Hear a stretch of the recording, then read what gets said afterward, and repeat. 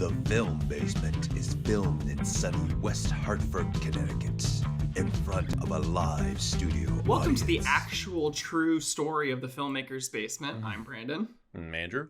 And we're going to be talking about some of the movies we saw this week, in addition to playing a little game show later on, which I changed up a little bit this time around, so I think that should be a little bit fun. But that's in reference to both me and Andrew seeing fictional biopics. And I'll start us off because I saw Tar, which is a movie I didn't really knew existed until this week, and it's a very interesting one. So, set in the international world of Western classical music, this film centers on Lydia Tarr, widely considered one of the greatest living composer-conductors and the first ever female music director of a major German orchestra. So, like I said, this is a fictional biopic of essentially this, imagine prolific composer, essentially. Composer, conductor, director, whatever. And we're essentially following her fictional life. It's a character study. And specifically, we're following all the choices in her life that lead her to, her downfall. To essentially watching as I saw one reviewer put it, a riches to rags story.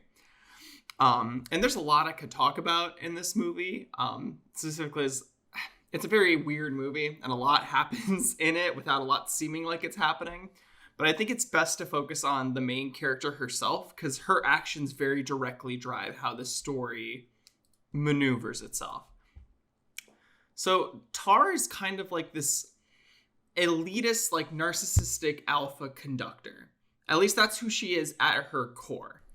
So, she wants to be the center of attention whenever she's on stage. It's not really, as we find out more about her being a conductor is not really about her enjoying the music or, being particularly good at it. For her, it's that she wants everyone, focusing on her. And we kind of find this out in the beginning, that she's doing her own rendition of Mahler, famous composer, conductor of the past.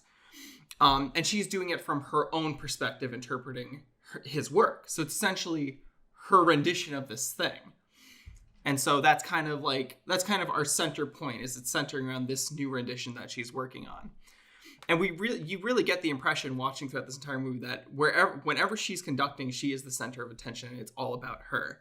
Even in the shots themselves, we don't really ever focus on the whole orchestra itself. It's mainly focused on her, with occasional shots interspersed of the people in the orchestra doing their thing. Actually, a cool note on that part, the actual orchestra used in the film, I think, is real people. Because they only specifically mentioned there's a couple of cast members in there. So I think they got an actual orchestra, and it sounds like that. I think my girlfriend specifically mentioned she found an article that said all the music that you hear is actual diegetic music, which means it's happening in the scene.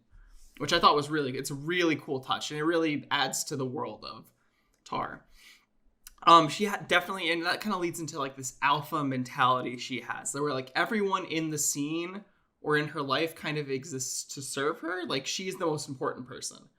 Nobody else is as important as Tar.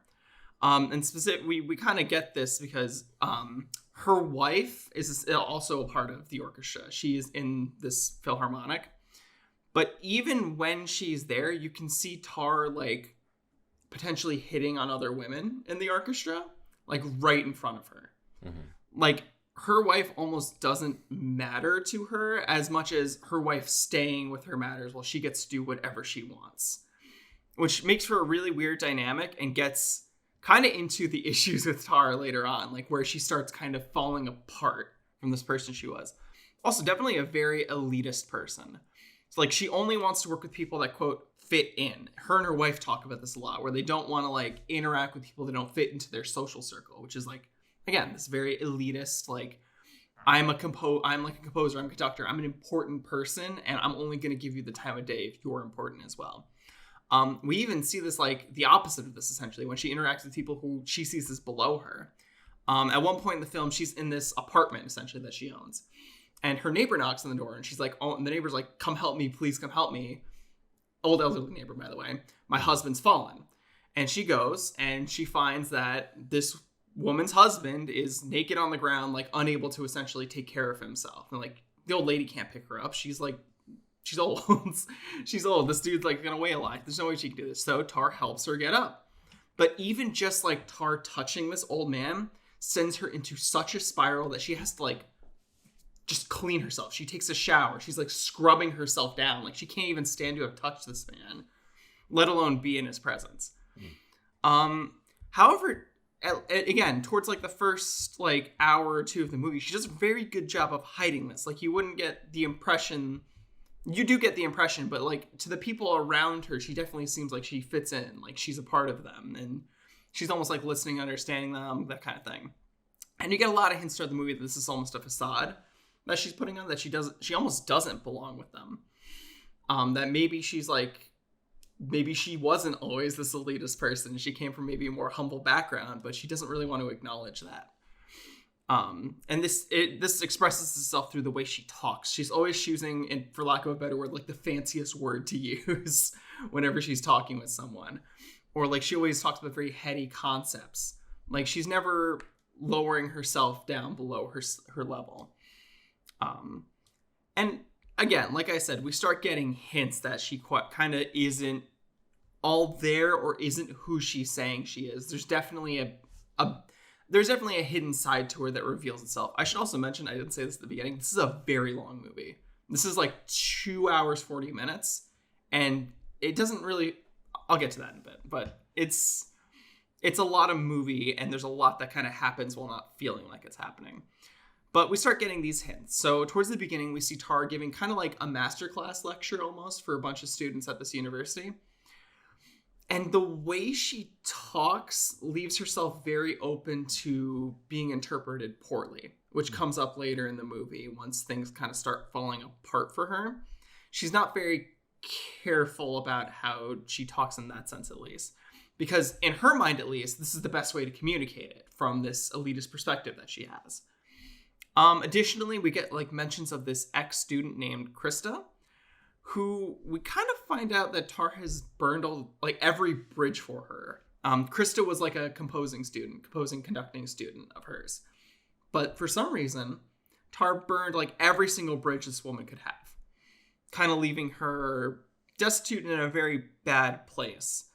To the point where later in the movie, we find out Krista has killed herself, which kind of sets the ball rolling for things in Tar's life to start unfolding.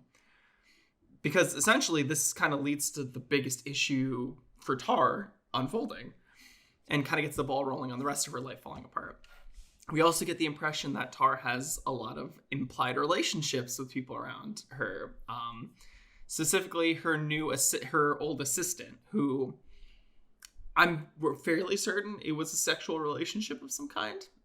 Definitely from her assistant kind of getting favors and trying to get into Tar's good light. Which you kind of see her like almost being jealous of these other women Tar is hitting on.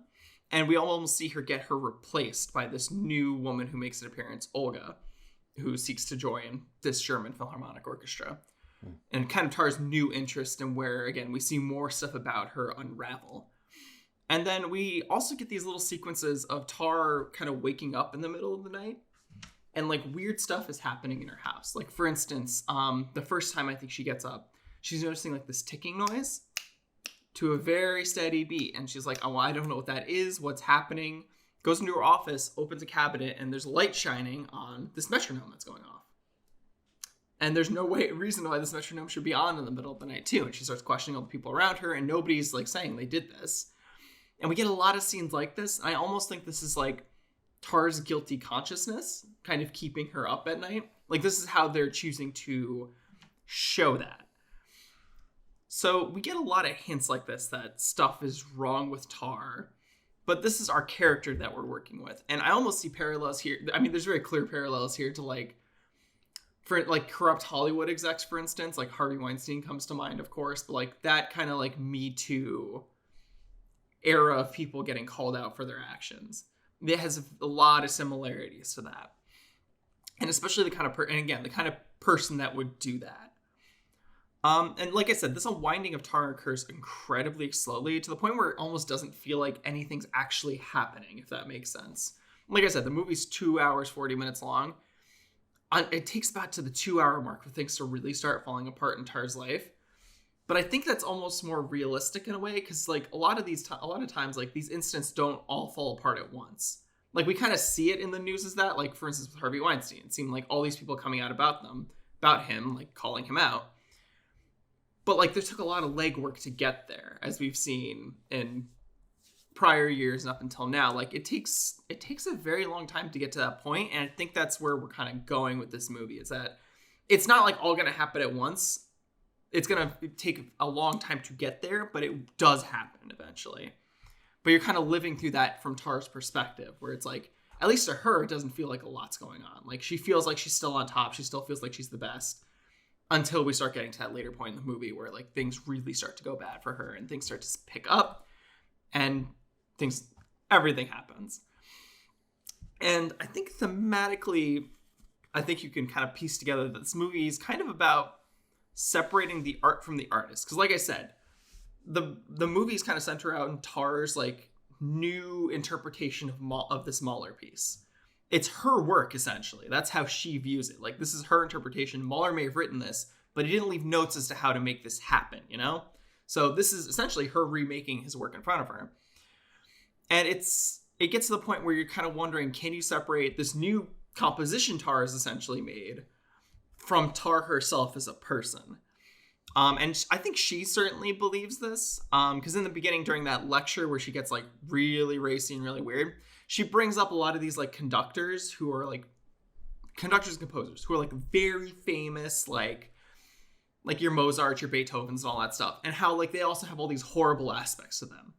Like they're adulterers, they beat their wives, like that kind of thing. Like having like a billion kids and mistreating them. But we never really hear about that. It's mostly focused on the music pieces that they made, and they did make incredible music during their time.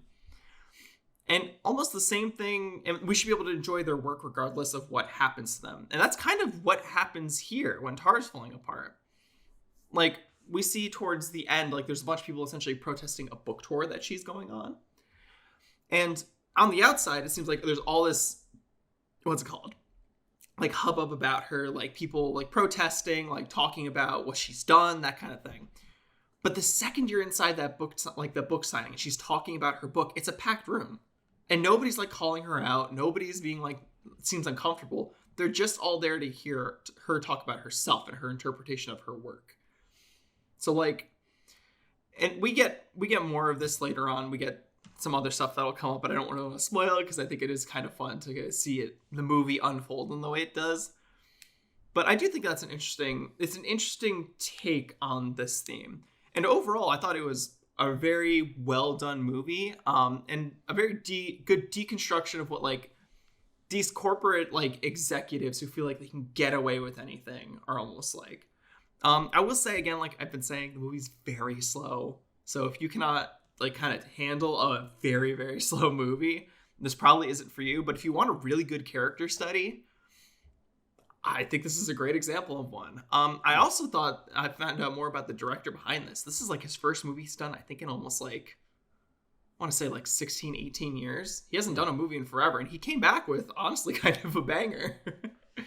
A very well-made movie. So yeah, give it a shot if you think you can handle, if you like character studies and you think you can handle a much longer movie. And yeah, I thought it was pretty well made. Well, going from one aspect of a musical biopic to a different take on musical biopics, I finally got to sit down and watch Weird, the Al Yankovic story.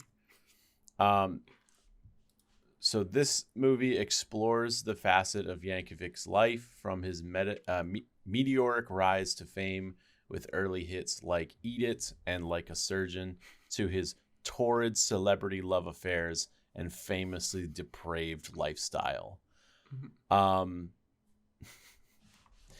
You might be thinking, I don't remember Weird Al Yankovic ever being involved in love affairs and a depraved lifestyle. That's because, as I'm sure everybody is aware, Weird Al Yankovic parodies music. He takes songs and beats and creates alternate lyrics to songs. He did the exact same thing with his movie. Like, this is a complete parody of all the different musical biopics that have come out in the recent years, going from his discovery. Some of it is actually true. Like when he comes up with his original song, he submits it to a radio show. It was a Dr. Demento radio show, and he submits a song to it, and they actually played it on the radio. But the time in between in the movie that it took from him making the song to it being on the radio was literally 5 seconds. Like they mailed it out, and then they turned the radio on, and his song was on. So like, so he, yeah, he eventually goes and becomes this superstar, and he's playing in a biker bar. This rock band's not doing so well, and he gets on stage and he sings "I Love Rocky Road" to the audio track of "I Love Rock and Roll," and all the bikers are amazed, and they're singing along like they already know the lyrics. And then he meets Madonna, and Madonna is pretty much the antagonist of the story, because this whole thing with him creating new song lyrics is called the Weird Al bump, or the Yankovic bump, and which is actually a real thing. It like when he parodies a song, the song actually does get a little bit of a bump like the original song. So she wants this, bump. So she wants him to parody one of her songs. So she comes into his life as the like evil, like girlfriend type who's just using him to get what she wants. And it's awesome. The whole beginning of the movie is him trying to find his way as a child and a teenager, and his parents, all they want for him to do is to work at the factory. They don't say what they do at the factory. With his dad, who's like, you need to come down here and work at the factory, but they don't say what they do, and they don't say what it is. It's just the factory. And you have these like scenes in like a real biopic where they're like, follow your dreams or whatever. Not in this movie. His mom blatantly says, I think it would be better for everyone if you just gave up on your dreams. Oh my God. It's awesome. Like you watch the first like 15 minutes and you're like, oh, this actually might be like his, like what happened, like a true story kind of thing. Because like a traveling salesman brings him an accordion. Like that's how he gets his accordion, and that's how he got his accordion in real life, was a traveling accordion salesman. So you think, oh, this actually might be a real thing, and then you get to like scenes like when his mom tells him to just give up, and you're just like, oh, this is completely fake. So it definitely starts you out like it starts you out thinking biopic. like it starts you out thining, oh, okay, and then you're just like, oh no. Like there's this whole like third act with him having a feud with Pablo Escobar, which is really, really out there. Like Pablo Escobar wants him to play at his birthday party, and he doesn't want to. And so Pablo Escobar kidnaps Madonna, and then Weird Al Yankovic has to go on this like murderous rampage to get Madonna back. It's awesome. And Daniel Radcliffe does a great job portraying Weird Al. The only thing that I was a little bit upset about was that Daniel Radcliffe actually doesn't sing in the movie. Really? Whenever there's a song playing, it plays over Weird Al Yankovic singing, and Daniel Radcliffe is lip syncing.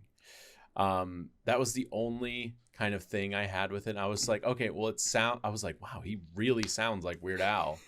And then I read up on it, and I was like, oh, because it is Weird Al, and Daniel Radcliffe just lip syncing. But yeah, like there's this there's this pool party scene where like a bunch of different like random weird celebrities are there, like, and they're all from different eras of time. Like they should not be all in the same spot. Like you had Pee Wee Herman, Alice Cooper, Gallagher, like it's just this weird, odd assortment of characters that you're just like, these all should not be all in the same place or in the same time. But that's kind of just what they were going with. And it's great. Like it's a great. Oh, and then so the whole B plot or the whole subplot of this movie was that he doesn't want to be a parody anymore. And he's like, I don't want to parody songs anymore. I want to write my own songs. And so he writes Eat It. Yeah. And, you know, everyone's like, what is this a parody of? And they're just like, it's not. I wrote it myself.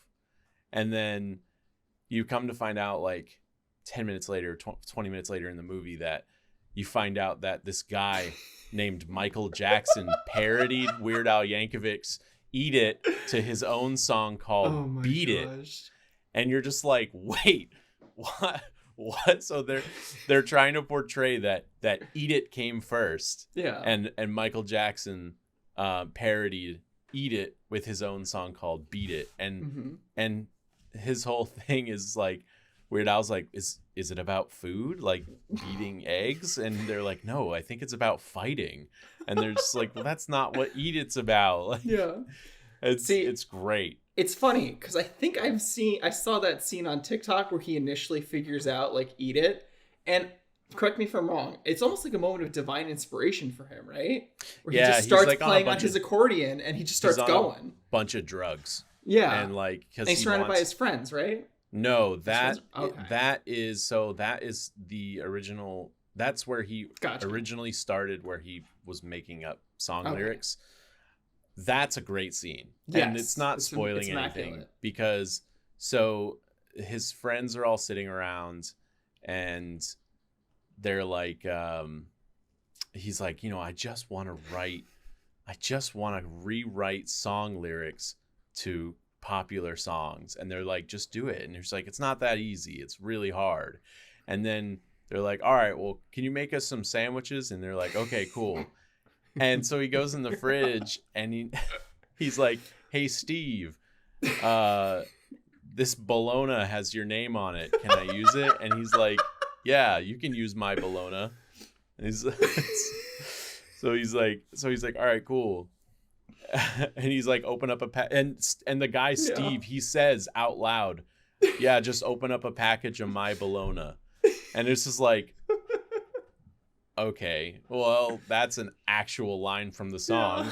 And then they turn on the radio and My Sharona is playing.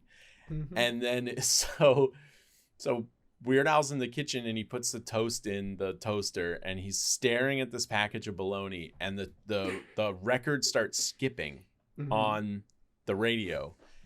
And it's just saying My Sharona, like over and over and over. And he's staring at this pack of bologna and he goes, my bologna. And he's like saying it over and over, just like getting, this is where he's getting this inspiration from. Yeah. And then he grabs his accordion and starts singing My Bologna. And then all of his friends are like, what? like Dude, blank faced. And then like the toaster pops and he starts singing the next line, you know, ooh, I think the toast is done. And it's like, this is where he's got his inspiration, was he was staring at a package of bologna with or bologna. Yeah. And it's really funny listening to him pronounce bologna because it's obviously bologna, but he's saying no, it's bologna. And everyone says it like that. Yes. And it's great. So so that's where like his start came from, which was My Bologna. And if you haven't seen that clip, look it up. It is absolutely amazing, just the way they do it. It's in the trailer. Yeah. It is? It's Okay. like part of it's in the trailer. Yeah. But where he gets his inspiration for Beat It is like he's like super on drugs, and then Gotcha. like because all he wants to do is write his own song, and write an original song, because like the music producers don't like his parodies, so he creates an original song, and yeah, it's fantastic. Yeah. Great movie, really funny. Daniel Radcliffe does a great job. Emma Rachel Wood does a great job as Madonna. Weird Al Yankovic is actually in the movie. And it's a complete knockoff on musical biopics that we've seen, like Rocket Man and Queen Bohemian Rhapsody. That's what it was called. Yeah. So Bohemian Rhapsody, Rocket Man. We've got Whitney Houston one coming out this year. So definitely watch it. It's free to watch as long as you have a Roku. That is one gripe about this movie. And You have to why I'm have a so upset Roku about to this. watch it. I wish it because got it's a wider on the release than just Roku Roku. channel. Because that is so unfortunate that. But the it's not more Roku widely channel is available. actually cool because the Roku. I just realized this. The Roku channel is free, and it has a ton of movies and TV shows on it to watch for free. So I mean, how much is a Roku? I guess it's like $20. You go out, you spend $20, you know, and you can to watch all your other favorite streaming services through it as well. That's fair. Even still, I just wish he was available in more places. I think even Weird Al has come out about this, and I think he's indirectly said if you can't, Roku, pirate it. Oh, because more people should see it. It looks like it's a really amazing movie. I mean, that one clip of him just coming out with the My Bologna song, like that sold me on the movie. It looked fantastic. So I'm a little disappointing there, but I'm so glad to hear it is actually really good because it looks like it was popping. Yeah, Rainn Wilson's in it too, who's Dwight. If anyone doesn't know who Rainn Wilson is, he's Dwight from The Office. Oh, okay. So, but he does a really good job too, as his role. Excellent. Okay, well, after all our talk of musical biopics, why don't we move on to a slightly different episode of Pilot Wings?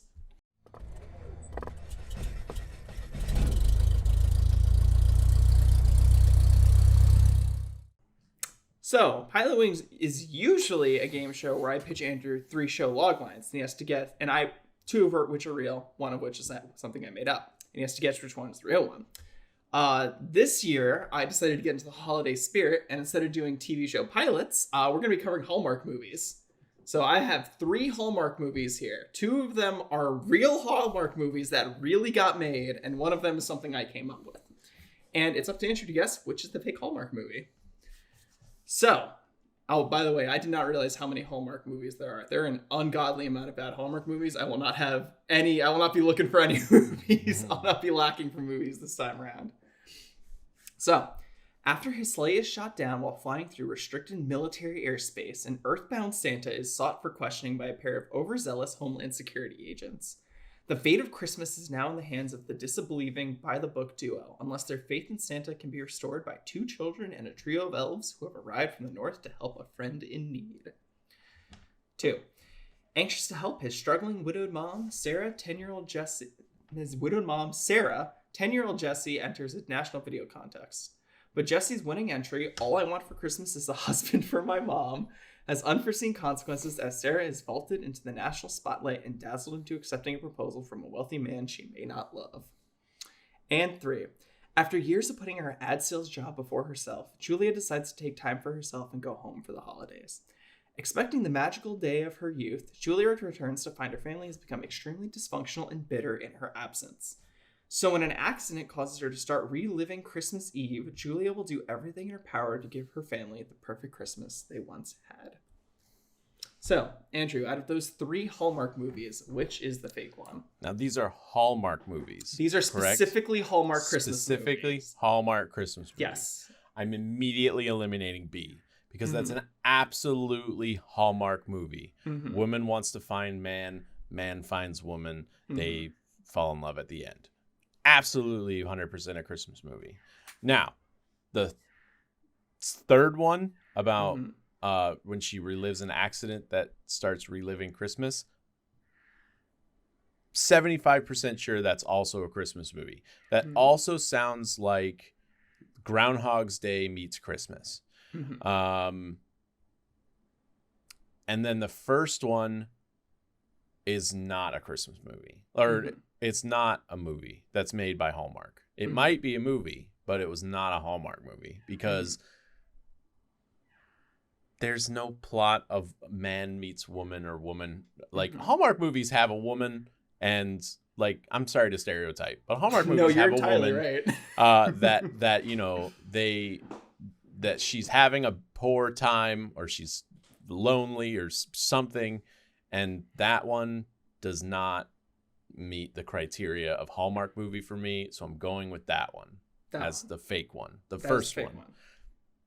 Now, Andrew, would you be surprised to hear that is a Hallmark Christmas movie called The Santa Incident? I am surprised. And number 2 is also real, All I Want for Christmas, and number 3 is the fake one. Okay. So my other thought was that... Yeah, so these are actually real. I am going to say, so I also thought that the third one might have been fake because the second time you use Christmas, it's not capitalized. So I was like, ooh, there's a grammar error. That's a hint. But I just went with the one that I thought. To think, I even separated this from the page breaks. That way you wouldn't think anything was suspicious. But yeah, there's a lot of weird Hallmark movies, so I'm gonna be trying to pull some really weird ones. Maybe not even the conventional, woman meets man. Woman is executive in the city and meets man. So we shall see. But we'll leave that for next week. For now, let's check out some of the movies that are coming out. So before we talk about that, I just want to mention to everybody this past week, which is the start of December. There have been 3 separate movie trailers that have come out for new and upcoming blockbuster films that have come out this week. And if you haven't seen them, go watch them because they look awesome.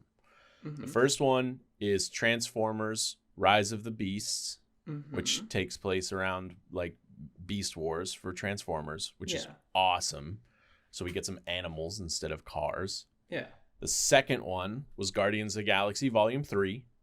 So after they came out with the Guardians of the Galaxy Christmas special, which I'll talk about probably another day, they released a trailer for Guardians of the Galaxy Volume 3.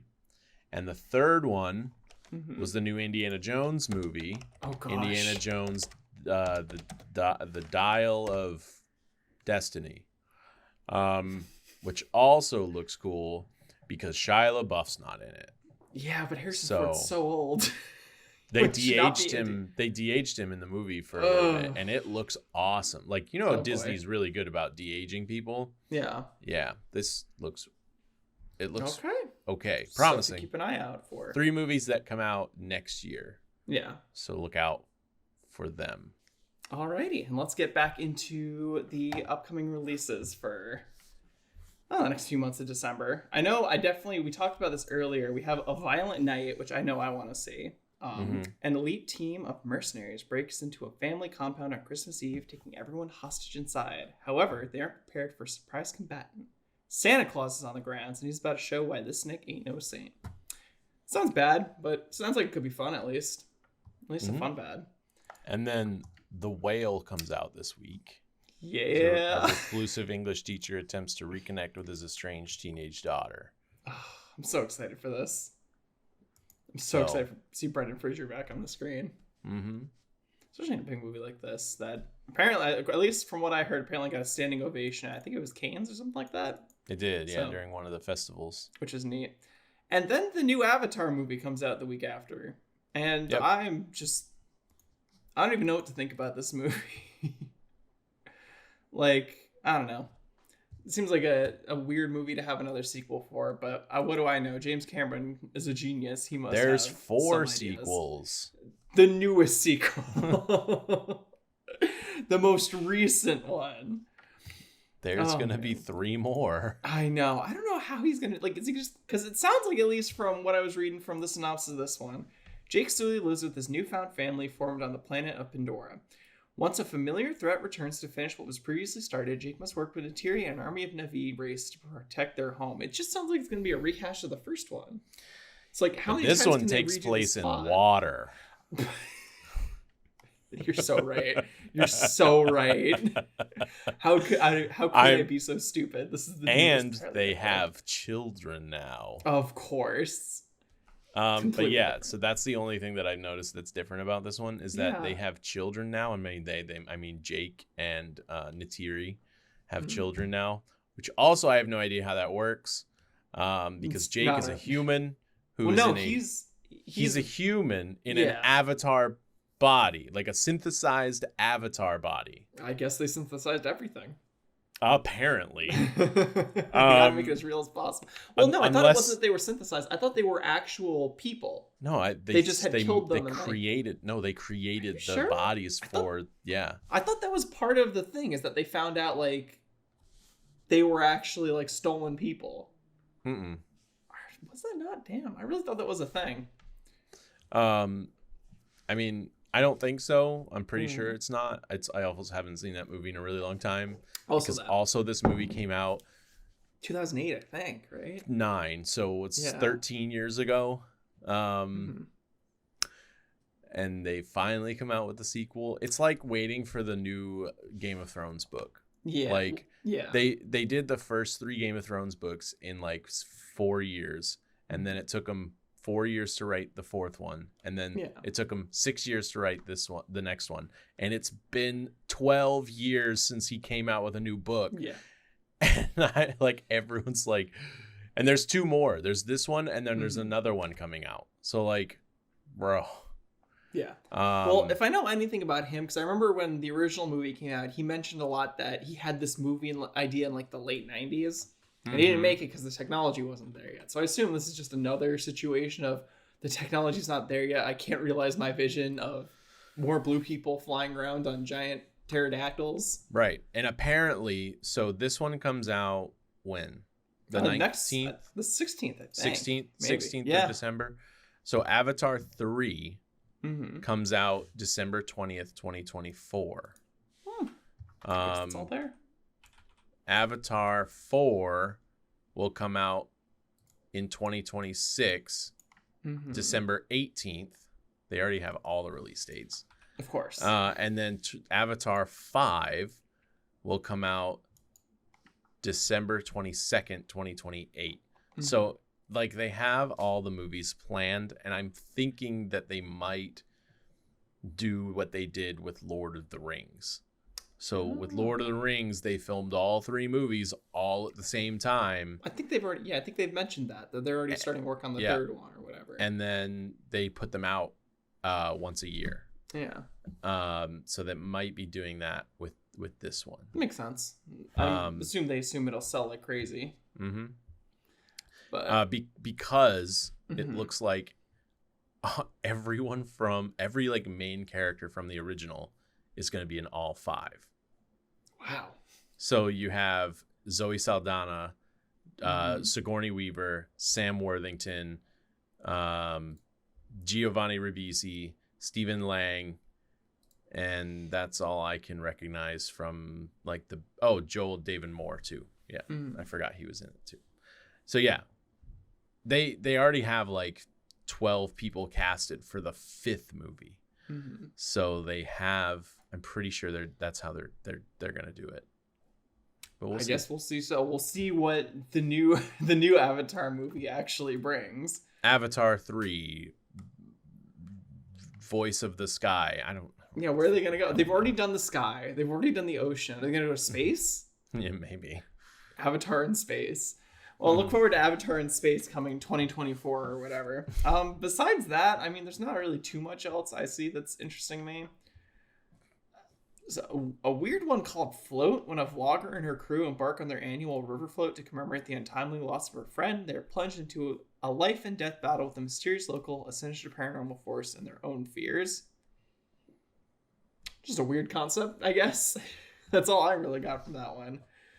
But yeah, I mean, I think we've got our movies that we know we want to see in the coming weeks. When does that other movie come out? Which other movie? So there's a movie coming out Mhm. on December 15th. It says It says the poster says in theaters December 9th. I guess it got pushed back a week. Mm-hmm.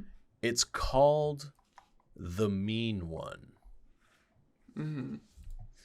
In a sleepy mountain town, Cindy has her parents murdered and her Christmas stolen by a bloodthirsty green figure in a red Santa suit, the Mean One. But when the ravenous Christmas-hating creature begins to terrorize the town and threatens to ruin the holiday, she finds a new purpose, trapping and killing the monster. Is this like a retelling of The Grinch? It's a slasher horror Grinch movie. Yes. I don't know if I want that. The pictures look awful. I can imagine. The character that they call the Grinch is just called the Mean One. Yeah. They don't actually give it a name because that's how they get away with copyright. And he looks terrifying. Mm-hmm. Like, it's crazy. People need to stop making these. Like, there's that Winnie the Pooh horror movie. Yeah, that one got pushed to March. Oh, people need to stop doing this. Which I was asked about by my friend, and I think we might watch it. Oh boy, well that you can have that one. She likes horror stuff, so I was like, and I told her about it, and she was like, "Oh my god." So yeah, this looks interesting. It's not on the like homepage for IMDb of like upcoming releases, but I knew it was coming out for this Christmas, so look forward to that one. To whoever wanted a Grinch horror movie, I guess. All right, I think we've hit on all the movies that are of interest to us, at least for the next week or two. And I think on that note, why don't we move into our outro? Andrew, do you have anything you want to plug this week? Yes, because we need to plug ourselves.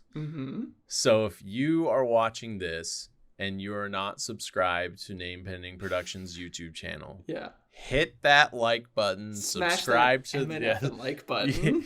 Subscribe to the channel. We don't really have very many like watchers, viewers, I guess you could call them. But everything helps in terms of getting us out there. So, if you like what we do, give it a like. If you don't, then don't watch. But give the page a follow. It'll help out us. It helps out our producer, so it helps out everything. So do that. I'm surprised we haven't done that before. 39 episodes at this point, and we've never once plugged ourselves. Yeah. We have to start putting that in the outro card or whatever. I think that's... I do. Yes. Oh. There you go. Well, I think that's good enough to go out on its own. I don't really have anything I want to plug, so... Thank you all for listening to this episode of The Filmmaker's Basement. I'm Brandon. I'm Andrew. And we will see you all next time. Thank you.